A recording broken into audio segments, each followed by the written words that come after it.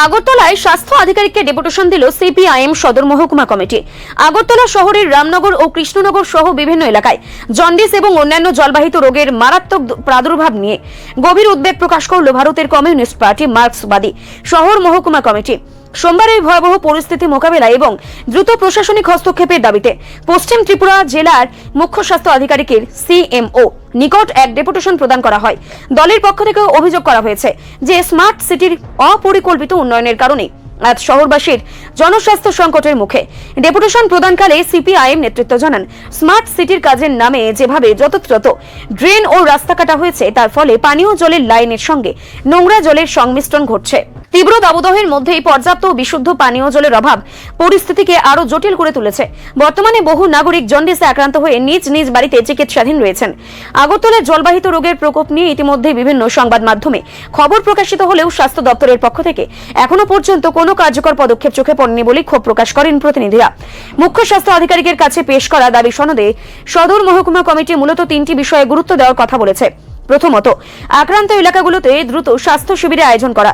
দ্বিতীয়ত, বিনামূল্যে রক্ত পরীক্ষার ব্যবস্থা করা এবং তৃতীয়ত, চিহ্নিত রোগীদের সঠিক পর্যবেক্ষণের জন্য স্বাস্থ্য দপ্তর থেকে বিশেষ দল নিয়োগ করা। সেই সঙ্গে সাধারণ মানুষের সঙ্গে মধ্যে সচেতনতা বৃদ্ধির জন্য ব্যাপক প্রচার চালানোর দাবিও জানানো হয়। প্রতিনিধি দলের পক্ষ থেকে হুঁশিয়ারি দেওয়া হয়েছে, অবিলম্বে জনস্বাস্থ্য পুনরুদ্ধারে প্রয়োজনীয় পদক্ষেপ গ্রহণ না করা হলে তারা আগামী দিনে আরও তীব্র আন্দোলনে নামতে বাধ্য হবেন। পশ্চিম ত্রিপুরা জেলার মুখ্য স্বাস্থ্য আধিকারিকের নিকট ডেপুটেশনে মিলিত হয়েছিলাম।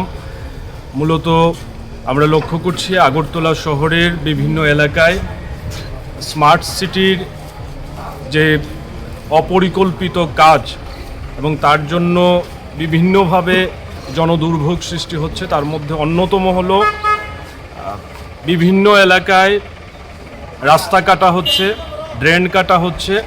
এতে করে জলের যে পাইপ লাইনগুলি আছে তার সংযোগ বিচ্ছিন্ন হচ্ছে, লিকেজ হচ্ছে এবং তার মধ্য দিয়ে নোংরা জল মানুষের বাড়ি ঘরে পৌঁছাচ্ছে এবং এই জল পান করার পর জন্ডিস সহ বিভিন্ন ধরনের জলবাহিত রোগে সাধারণ মানুষ আক্রান্ত হচ্ছে।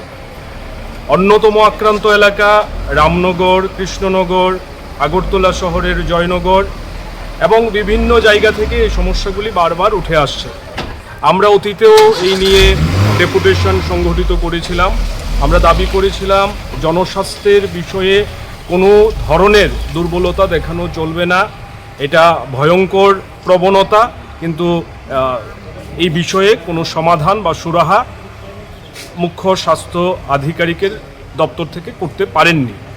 আমরা আবার এসছি, মূলত রামনগর, কৃষ্ণনগরে যে সমস্যা চলছে, জন্ডিসের যে প্রাদুর্ভাব হয়েছে তা থেকে মানুষকে মুক্ত করার জন্য যাতে বিশেষ পদক্ষেপ নেওয়া হয়, রক্ত পরীক্ষা, সচেতনতা তৈরি করা, স্বাস্থ্য শিবির করা, এই উদ্যোগের মধ্য দিয়ে যে সমস্যা তৈরি হয়েছে মানুষের পাশে দাঁড়ানোর প্রশ্নে যাতে সদর্থক ভূমিকা পালন করেন।